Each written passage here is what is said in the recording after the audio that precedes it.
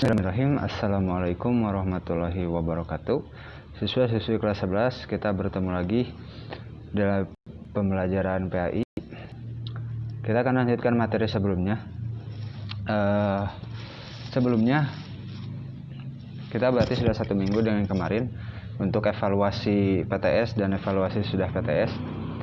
Dalam arti kemarin kalau nggak salah Bapak bilang kalau misalkan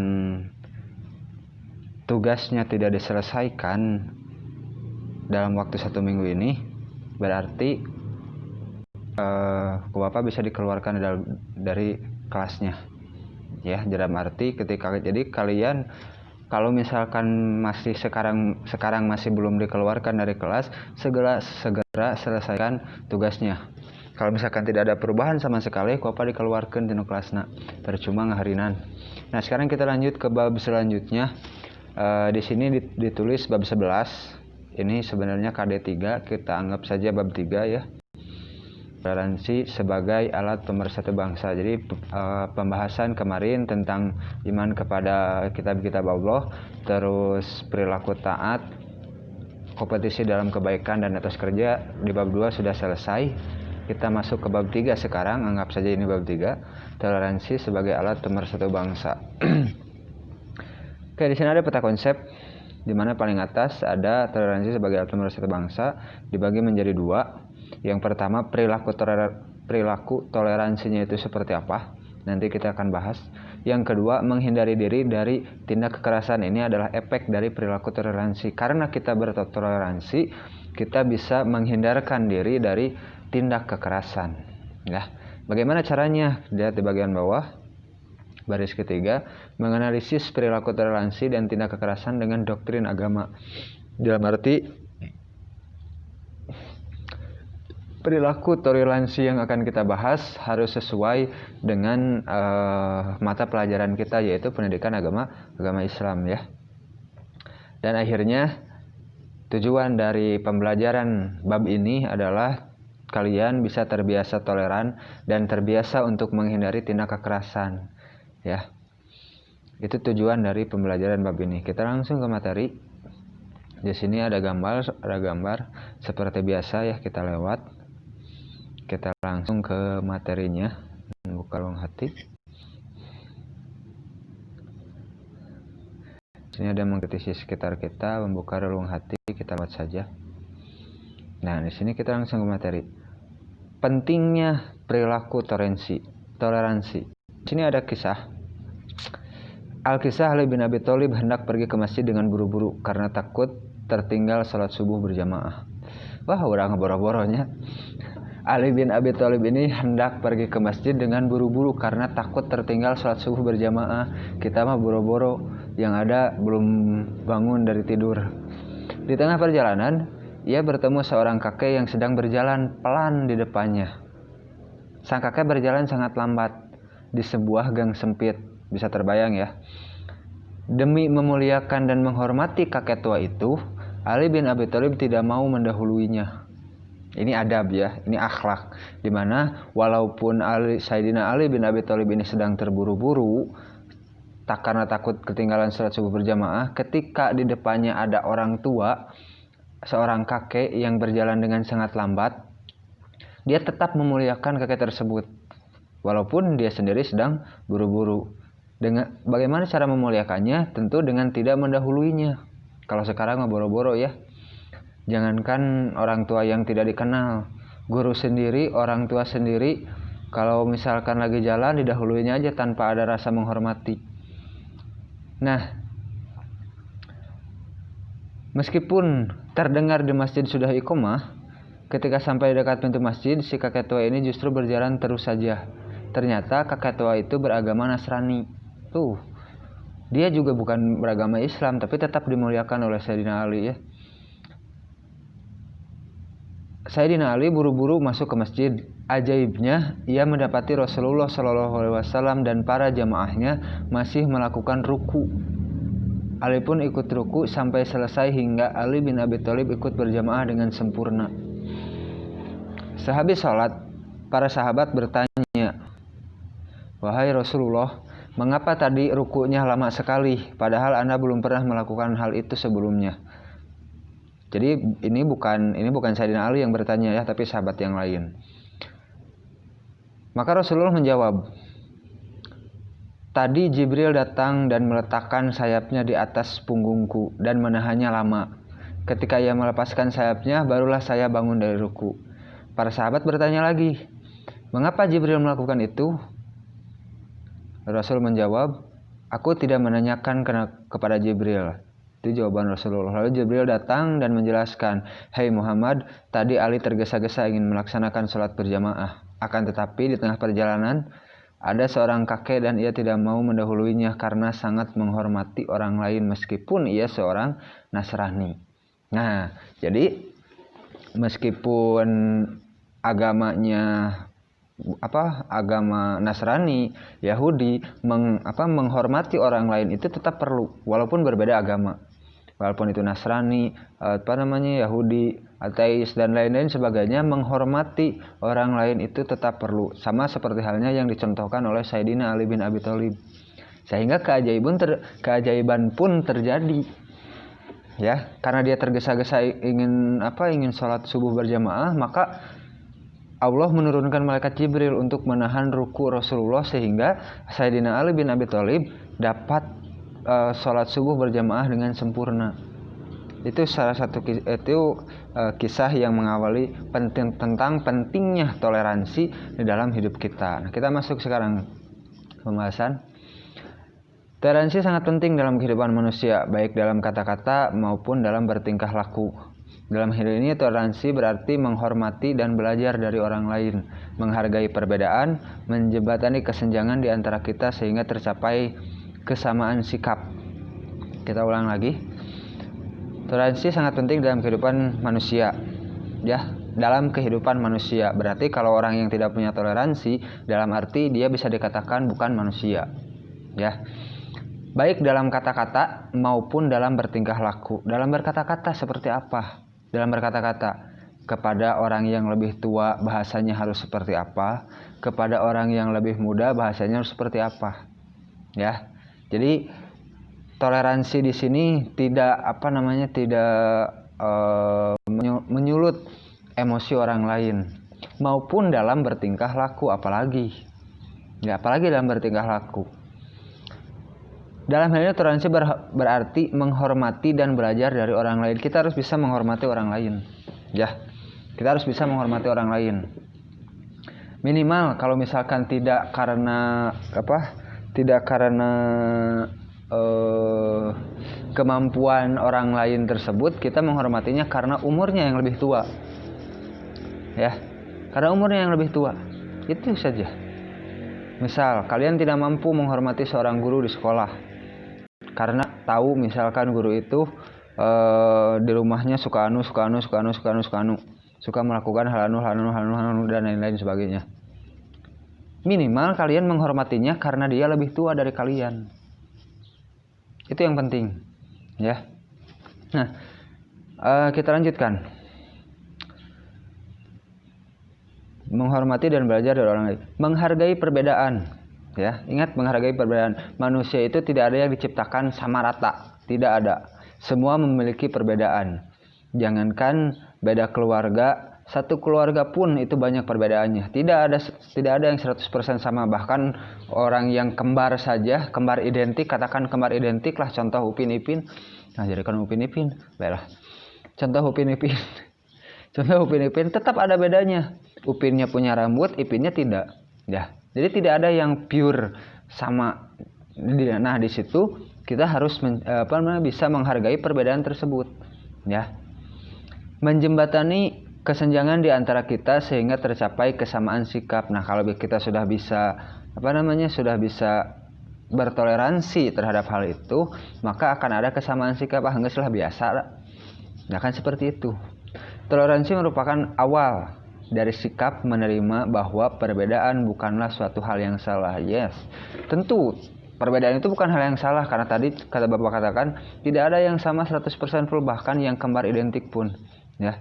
Justru perbedaan harus dihargai dan dimengerti sebagai kekayaan. Nah, ini jadikan sebuah keunggulan daripada kita mendebatkan itu sebagai sebuah perbedaan, lebih baik jadikan itu sebagai sebuah keunggulan. Seperti halnya Indonesia, bersuku-suku, berbangsa-bangsa kan banyak, bermacam-macam bahasa itu banyak. Ya, bahasa contohnya bahasa Indonesia, bahasa Sunda, bahasa Alay, hukumnya bahasa Alay. Ya kan banyak. Bahasa apa lagi? Banyak lah ya. Bahasa Jawa, terus bahasa Madura, bahasa Aceh dan lain-lain sebagainya. Itu berbeda-beda. Tetapi itu justru dijadikan sebuah keunggulan untuk bangsa Indonesia. Jadi disebut dengan Bhinneka Tunggal Ika, bersatu dari keragaman, ya. Justru perbedaan harus dihargai dan dimengerti sebagai kekayaan. Misalnya perbedaan ras, suku, agama, adat istiadat, cara pandang, perilaku, pendapat. Nah, ini seperti barusan Bapak bahas. Dengan perbedaan tersebut diharapkan manusia dapat mempunyai sikap toleransi terhadap segala perbedaan yang ada dan berusaha hidup rukun baik individu dan kelompok masyarakat serta kelompok masyarakat dan kelompok masyarakat yang lainnya. Dari situ diharapkan bisa terjalin toleransi, ya. Terkait pentingnya toleransi, Allah Subhanahu wa taala menegaskan dalam firman-Nya sebagai berikut. Nah, di sini bisa kita lihat. Di sini bentar, kita cari dulu.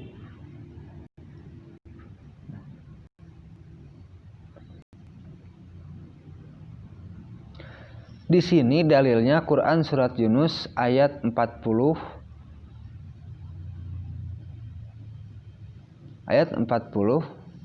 dan 41, ya. Ayat 40 dan 41. Ingat, ketika Bapak tanya dalil tentang toleransi, jangan menjawab dalil yang lain, tapi jawab yang kita bahas, yaitu Al-Quran surat Yunus ayat 40 dan 41, di mana bunyinya wa minhum may yu'minu bihi wa minhum man la yu'minu bihi wa rabbuka a'lamu bil mufsidin. Itu ayat 40. Ayat 41, wa in kadzabuka faqul li 'amali wa lakum 'amalukum antum bari'una mimma a'malu wa ana bari'u mimma ta'malun. Shadaqallahul 'adzim. Nah, kita langsung ke artinya. Dan di antara mereka ada orang-orang yang beriman kepadanya, kepada Al-Qur'an maksudnya. Dan di antaranya ada pula orang-orang yang tidak beriman kepadanya, maksudnya ada pula orang-orang yang tidak beriman kepada Al-Quran. Sedangkan Tuhanmu lebih mengetahui tentang orang-orang yang berbuat kerusakan. Itu ayat 40. Ayat 41, dan jika mereka tetap mendustakan Nabi kita Muhammad SAW, maka katakanlah, bagiku pekerjaanku dan bagimu pekerjaanmu. Kamu tidak bertanggung jawab terhadap apa yang aku kerjakan, dan aku pun tidak bertanggung jawab terhadap apa yang kamu kerjakan. So, berdasarkan ayat ini 41, Quran surat Yunus 40, Allah SWT menjelaskan bahwa setelah Nabi Muhammad SAW berdakwah, ada orang yang beriman kepada Al-Quran dan mengikutinya serta memperoleh manfaat dari risalah yang disampaikannya. Tapi ada juga yang tidak beriman dan mereka mati dalam kekafiran. Nah, pada ayat 41 memberikan penegasan kepada Rasulnya bahwa jika mereka mendustakan Nabi, katakanlah bahwa bagiku pekerjaanku dan bagi kalian pekerjaan kalian. Kalian berlepas diri dari apa yang aku kerjakan, dan aku berlepas diri terhadap apa yang kalian kerjakan. Allah SWT Maha Adil dan tidak pernah zalim. Bahkan Dia memberikan kepada setiap manusia sesuai dengan apa yang diterimanya. Dalam arti, apa yang kita kerjakan itu menjadi tanggung jawab kita, ya.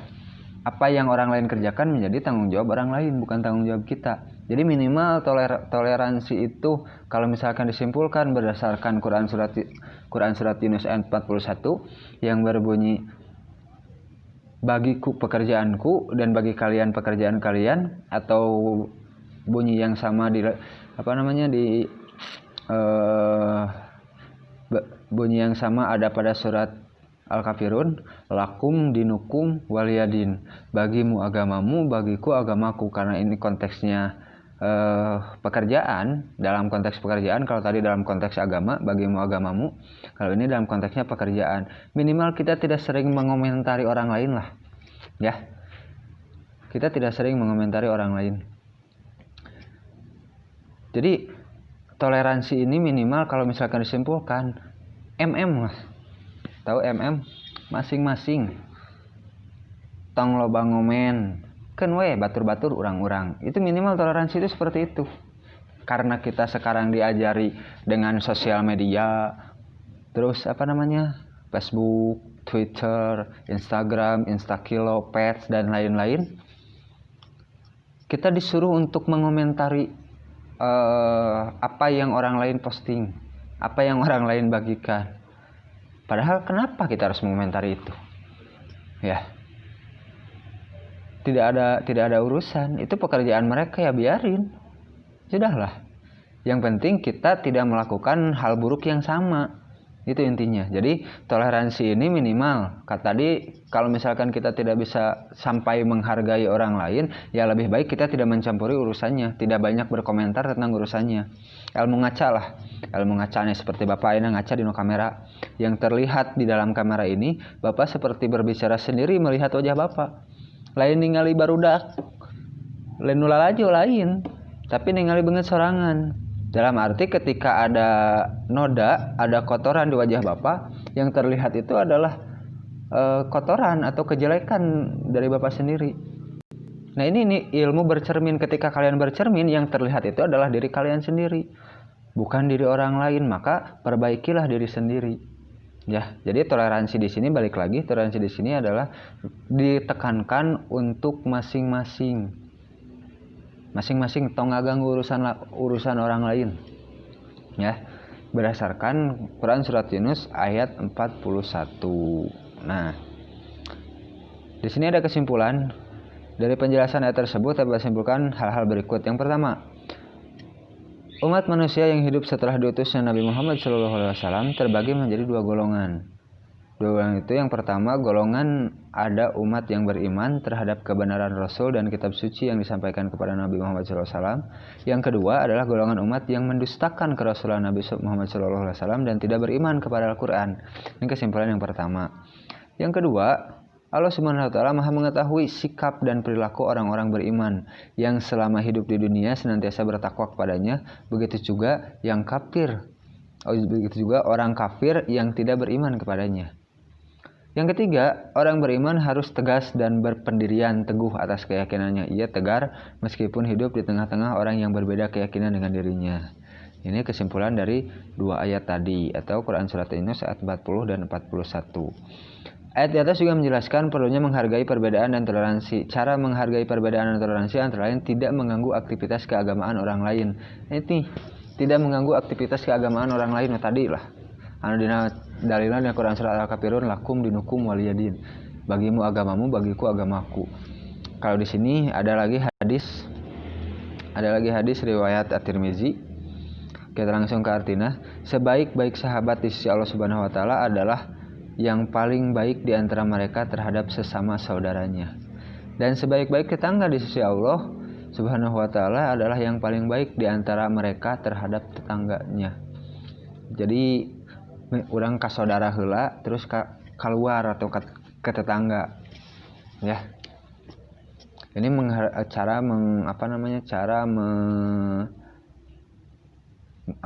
berperilaku toleransi minimal kita ke saudara kandung kita dulu, baru ke tetangga.